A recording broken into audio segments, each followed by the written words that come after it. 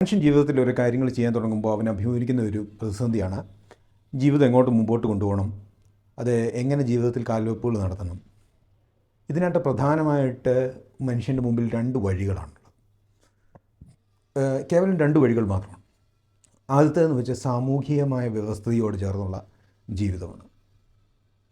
രണ്ടാമത്തേത് ദൈവികമായിട്ടുള്ള വ്യവസ്ഥയോട് ചേർന്ന ജീവിതമാണ്.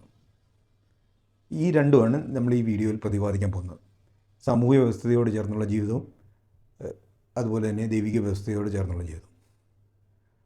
പ്രധാനമായിട്ടും ദൈവിക വ്യവസ്ഥയിലാണ് സർവ്വവും സൃഷ്ടിക്കപ്പെട്ടിരിക്കുന്നത്.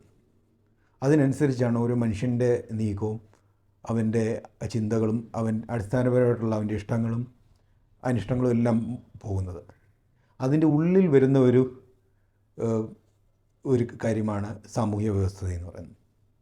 സാമൂഹ്യ വ്യവസ്ഥിതിയിലാണ് നമ്മുടെ സ്വത്വം ആദ്യമായിട്ട് വരുന്നതിന്. അതുകൊണ്ടാണ് നമ്മുടെ സ്വത്വത്തിന്, നമ്മുടെ സെൽഫിന് നമ്മുടെ സാമൂഹ്യ പശ്ചാത്തലവും നമ്മുടെ കുടുംബ പശ്ചാത്തലവും ആയിട്ടൊക്കെ അഭേദ്യമായ ബന്ധമുണ്ട്. നമ്മുടെ പേരൻസിൻ്റെ സെൽഫിനെ അനുസൃതമായിട്ടാണ് നമ്മുടെ സെൽഫും രൂപപ്പെടുന്നത്. അപ്പോൾ ആ ഒരു അടിസ്ഥാനത്തിലാണ് നമ്മൾ വളർന്നു വരുന്നത്. എന്നാൽ നമ്മൾ മുമ്പോട്ട് പോകുമ്പോൾ നമ്മൾക്കിതിൽ ചില പോരായ്മകൾ തോന്നി. ആ സമയത്താണ് മനുഷ്യന് മുമ്പിലുള്ള രണ്ട് വഴികളാണ്. ഒന്നെന്ന് പറയുന്നത് മനുഷ്യന് ഒന്നുകിൽ ഈ ഒരു സ്വത്വം മുമ്പോട്ട് കൊണ്ടുപോയിക്കൊണ്ടിരിക്കാം, അല്ല എങ്കിൽ ഇതിൽ നിന്ന് മാറി അവൻ്റെ യഥാർത്ഥ സ്വത്വത്തിലേക്ക്, അതായത് ദൈവിക പദ്ധതിയിലോട്ടുള്ള ഒരു മാറ്റത്തിലേക്ക് സഞ്ചരിക്കാൻ സാധിക്കും. അപ്പോൾ അതാണ് ഒരു മനുഷ്യന് മുമ്പിലുണ്ടാകുന്ന ഒരു ക്രൈസിസ് എന്ന് പറയുന്നത്, ജീവിതത്തിലുണ്ടാകുന്ന ആദ്യത്തെ ക്രൈസിസ് എന്ന് പറയുന്നത്. അപ്പോൾ ഈ സ്വത്വത്തിൻ്റെ കണ്ടിന്യൂവേഷൻ ആയിരിക്കും ഇതിന് ഏറ്റവും എളുപ്പമായിട്ട് മനുഷ്യൻ ചെയ്യാവുന്നതാണ്. അതുകൊണ്ടാണ് മനുഷ്യൻ അത് കഴിഞ്ഞ് അവൻ്റെ ഉപജീവനത്തിനും തൊഴിലുകൾ കണ്ടെത്താനും ഒക്കെ ആയിട്ട് ആ സാമൂഹ്യ പരിസ്ഥിതിയോട് വ്യവസ്ഥിതിയോട് ചേർന്നിട്ടുള്ള തൊഴിലുകളും കണ്ടെത്തുന്നത്. ഈവൻ അവൻ ക്രിയേറ്റീവായിട്ടുള്ള ചില കാര്യങ്ങളാണെങ്കിൽ പോലും അത് സാമൂഹ്യ വ്യവസ്ഥയോട് ചേർന്നുള്ളതാണെങ്കിൽ അവന് അത് കുറച്ചുകൂടെ വിറ്റഴിക്കാൻ സാധിക്കുകയും അതുപോലെ അത് കുറച്ചുകൂടെ വളരെ എളുപ്പമായിരിക്കും.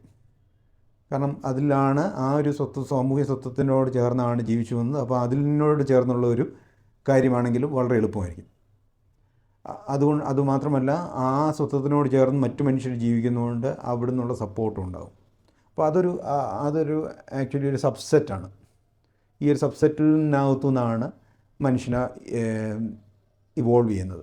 അപ്പോൾ ഈ സാമൂഹ്യ വ്യവസ്ഥിതി കാലക്രമേണ ദൈവിക വ്യവസ്ഥയിലേക്ക് ചേരുന്നെങ്കിലും ഇത് അതിൻ്റെ ഒരു സ്റ്റേജസ് ഓഫ് ഡെവലപ്മെൻറ്റിലൂടെയാണ്, മറ്റു മനുഷ്യരുടെയൊക്കെ നമ്മുടെ സമൂഹത്തിൻ്റെ ആയിട്ടുള്ള ഡെവലപ്മെൻറ്റിലാണ് ഇത് പതിയെ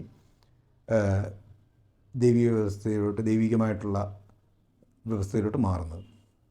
അതുകൊണ്ട് തന്നെയാണ് സാമൂഹ്യ വ്യവസ്ഥയിൽ ചേർന്നുള്ള ജോലികളും കാര്യങ്ങളും അതിനനുസൃതമായിട്ട് ജീവിക്കുന്നത് പിന്നീടൊരു കാലത്ത് അത് മാറുന്നതായിട്ട് നമുക്ക് കാണാം.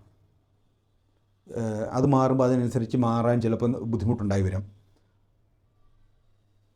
അതിനോട് അഡ്ജസ്റ്റ് ചെയ്യാനുള്ള ബുദ്ധിമുട്ടുണ്ടായി വരാം. കാരണം ഇതെല്ലാം അൾട്ടിമേറ്റ്ലി ഇത് സബ്മേർജ് ചെയ്യുന്നത് ദൈവിക വ്യവസ്ഥയിലേക്കുള്ളൊരു സബ്മേർജൻസ് ഉണ്ടാവുകയാണ്. ഇനി രണ്ടാമത്തേതെന്ന് പറയുന്നതാണ് ദൈവിക വ്യവസ്ഥ. ദൈവിക വ്യവസ്ഥയിൽ മനുഷ്യന് അവനെ കണ്ടെത്തുകയാണ്. അവന് ഈ സാമൂഹികമായിട്ടുള്ള സ്വത്തോ അതിൻ്റെ അനുസരിച്ചുള്ള സ്ട്രക്ചറോ അതിൽ ബാധകമല്ല. ഇത് അവനിലേക്ക് തന്നെ കണ്ടെത്തി ദൈവത്തിൻ്റെ ഇച്ഛയ്ക്കനുസരിച്ച് അവൻ ജീവിക്കാൻ തുടങ്ങുമെന്നുള്ളത്. എന്താണോ അവൻ ഇതുവരെയായിട്ടും കൊണ്ടുവരുന്ന ഒരു സ്വത്വത്തിൽ നിന്ന് മാറി അത് ദൈവത്തിൻ്റെ എന്താണ് ആവശ്യം അതനുസരിച്ച് ജീവിക്കുകയാണ്. ഇതെല്ലാം സമൂഹത്തിൻ്റെ ഭാഗമായിട്ട് ഉൾക്കൊള്ളുന്നെങ്കിലും ഈ അതിൽ നന്നായിട്ടുള്ളൊരു ഡിഫറൻസ് ഉണ്ട്. അതൊരിക്കലും ഒരു സാമൂഹ്യ വ്യവസ്ഥയിൽ ജീവിക്കുന്ന ഒരു വ്യക്തി ആ സാമൂഹിക ട്രെൻഡ്സിനും ഇതനുസരിച്ചായിരിക്കും കാര്യങ്ങൾ കണ്ടെത്തുകയും ചെയ്യുകയും ചെയ്യുന്നത്. എന്നാൽ ദൈവിക വ്യവസ്ഥയിലേക്ക് എത്തുന്ന മനുഷ്യൻ ഇതെല്ലാം മാറിക്കൊണ്ട് അവൻ്റെ ഉള്ളിലെ യഥാർത്ഥമായ ഡിസയർ, അവൻ്റെ യഥാർത്ഥമായിട്ടുള്ള വിൽ ഓഫ് ഗോഡ് എന്ന് പറയാൻ പറ്റുന്നൊരു കാര്യം കണ്ടെത്തുകയും അത് ചെയ്യാൻ തുടങ്ങുകയും ചെയ്യണം. അപ്പോഴാണ് അവന് മനസ്സിലാകുന്നത് ഈ സാമൂഹികമായിട്ടുള്ള സ്വത്വത്തിൽ നിന്ന് വളരെ പവർഫുള്ളായിട്ടുള്ള ഒരു എൻറ്റിറ്റിയിലേക്കാണ് മാറുന്നത്. പക്ഷേ ആ ഒരു മൂവ്മെൻറ്റിന് അവന് ഒരു പക്ഷേ സപ്പോർട്ട് വന്നെന്നിരിക്കത്തില്ല. കാരണം ആ ഒരു സാമൂഹ്യ വ്യവസ്ഥയിലാണ് മറ്റ് ആൾക്കാർ അവരുടെ സ്വത്വങ്ങൾ ക്രമീകരിച്ചിരിക്കുന്നതുകൊണ്ട് ഈ ഒരു മാറ്റത്തിന് അവന് സപ്പോർട്ട് കിട്ടിയെന്ന് വരത്തില്ല. അതുകൊണ്ടാണ് ഇങ്ങനെയുള്ള ഒരു ഇതിലേക്ക് മനുഷ്യർ കടക്കാനുള്ള വളരെ റെയറായിട്ടുള്ള കാര്യങ്ങളുണ്ടാകുന്നത്. എന്നാൽ ഇതാണ് യഥാർത്ഥമായിട്ടുള്ളൊരു മനുഷ്യൻ്റെ എന്താണ് അവനിൽ നിന്ന് ആവശ്യപ്പെടുന്നത്, അത് കണ്ടെത്തിക്കൊണ്ട് അവനെ കണ്ടെത്തുക എന്നുള്ള ഒരു സെൽഫ് റിയലൈസേഷനാണ് ഇതിനകത്ത് സംഭവിക്കുന്നത്. ഇതെല്ലാം വളരെ ആധ്യാത്മിക സ്പിരിച്വലായിട്ടുള്ള തലങ്ങളിൽ പല തലങ്ങളിൽ വരുന്നെങ്കിലും അതിൻ്റെ എല്ലാം ഒരേ അർത്ഥം ഇത് തന്നെയാണ്. അതിനകത്തൊരു സ്വയം കണ്ടെത്തലാണ് ഉണ്ടാകുന്നത്.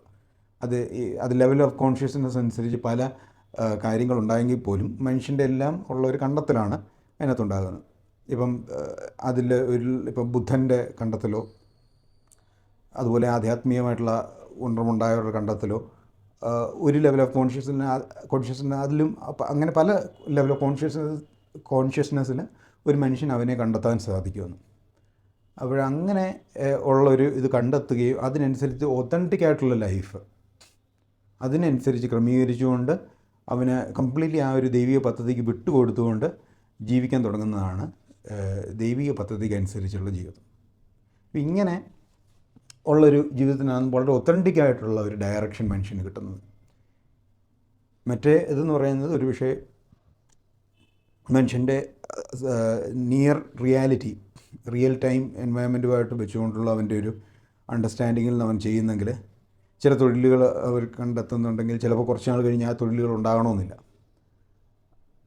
എന്നാൽ ഇതെന്ന് പറയുന്നത് ഇത് വളരെ ട്രൂ ആയിട്ട് അവൻ്റെ ട്രൂ നേച്ചറുമായിട്ട് ചേർന്ന ആയതുകൊണ്ട് ഇതിനൊരു ഒത്തൻറ്റിസിറ്റി ഉണ്ട്. അതിൽ നിന്നാണ് അവന് കാര്യങ്ങൾ ചെയ്യാൻ തുടങ്ങുന്നത്. ഇങ്ങനെ രണ്ട് തലത്തിലുള്ള ജീവിതമാണ് ഒരു മനുഷ്യൻ ജീവിക്കാൻ സാധിക്കുന്നത്. ഒന്ന് സാമൂഹ്യ വ്യവസ്ഥയിൽ നിന്നുള്ള ജീവിതം, ഒന്ന് ദൈവിക വ്യവസ്ഥയിൽ നിന്നുള്ള ജീവിതം.